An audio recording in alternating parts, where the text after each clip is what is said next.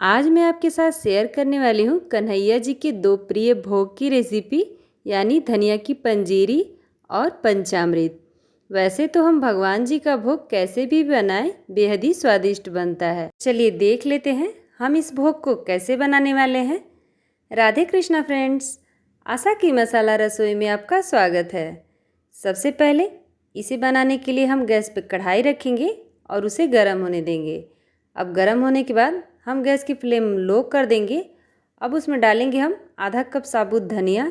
धनिया को हमने पहले ही धो करके अच्छे से साफ़ कर लिया था और लो फ्लेम पर इसे हम बराबर से चलाते रहेंगे।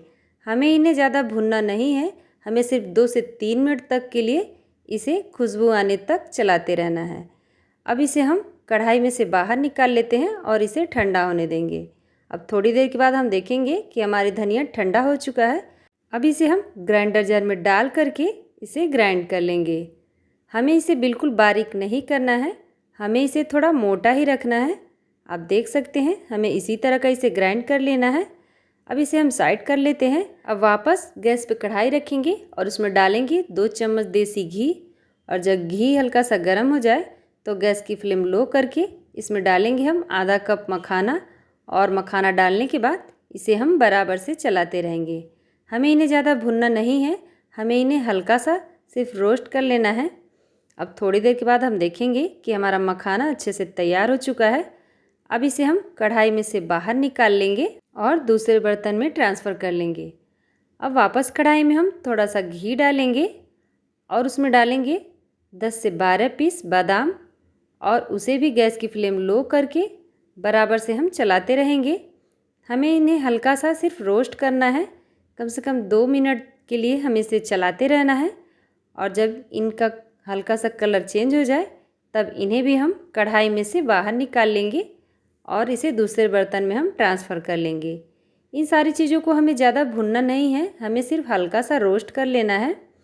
अब इसे भी हम कढ़ाई में से बाहर निकाल लेंगे। और अगर आप मेरे चैनल पर नए हों तो मेरे चैनल को सब्सक्राइब करिएगा और साथ ही बेल आइकन को भी प्रेस कर लीजिएगा ताकि मेरी वीडियो की सारी नोटिफिकेशन आपको मिल जाए। अब वापस उसी कढ़ाई में हम डालेंगे 15 से 16 पीस काजू और उसे भी हम बराबर से चलाते रहेंगे। इस दौरान गैस की फ्लेम हम लो ही रखेंगे। अब थोड़ी देर के बाद जब काजू हल्का सा रोस्ट हो जाए तो इसे भी हम कढ़ाई में से बाहर निकाल लेंगे और इन्हें ठंडा होने के लिए छोड़ देंगे। अब वापस कढ़ाई में हम देखेंगे कि थोड़ा सा घी रह गया है। उसी घी में हम डालेंगे धनिया जो हमने पाउडर बना के रखा था उसे, और उसे बराबर से हम चलाते रहेंगे। अगर आपकी कढ़ाई में घी ना हो तो वापस उसमें 2 चम्मच घी डाल दें और धनिया को डालने के बाद बराबर से चलाते रहें। हमें इन्हें ज़्यादा भुनना नहीं है, हमें इन्हें सिर्फ हल्का सा घी में मिक्स कर लेना है। और आप देख सकते हैं कि घी में मिक्स हो चुका है। अब इसे हम बाहर निकाल लेंगे और वापस हमने जो सारा ड्राई फ्रूट रखा था उसमें इस धनिया को ट्रांसफ़र कर लेंगे। अब उसके बाद हम इसमें ऐड करेंगे थोड़ा सा किशमिश। इसे हमने रोस्ट नहीं किया है क्योंकि इसका टेस्ट बिना रोस्ट किए हुए ज़्यादा अच्छा लगता है। अब इसमें ऐड करेंगे हम 1 चम्मच इलायची पाउडर और मीठे के लिए हम इसमें ऐड करेंगे आधा कप पीसी हुई शक्कर। अब इन सारी चीज़ों को हम अच्छे से मिक्स करेंगे। मीठे की क्वांटिटी आप अपने अनुसार डालें।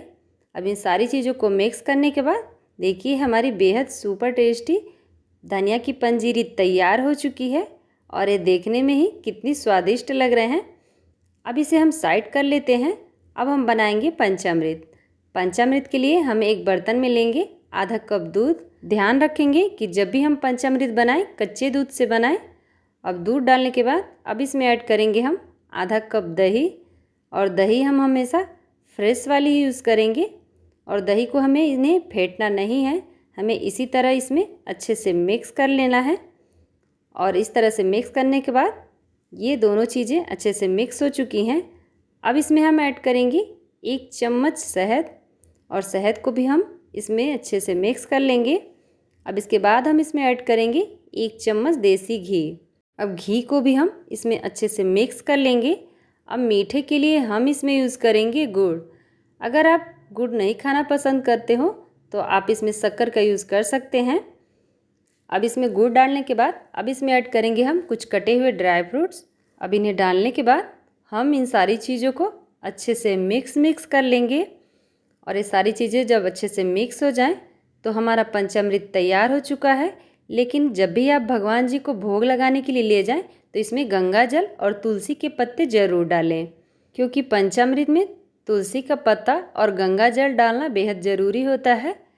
तो अब आप देख सकते हैं हमारे कन्हैया जी का भोग तैयार हो चुका है, यानी कि पंचामृत और धनिया की पंजीरी। तो आप इस जन्माष्टमी के स्पेशल अवसर पर आप इस रेसिपी को ज़रूर ट्राई करिएगा और मुझे कमेंट करके ज़रूर बताइएगा कि आपको ये भोग की रेसिपी कैसी लगी। तो आप बनाइए और फेस्टिवल को एंजॉय करिए। मिलते हैं अगली रेसिपी में, तब तक के लिए हर हर महादेव, राधे राधे।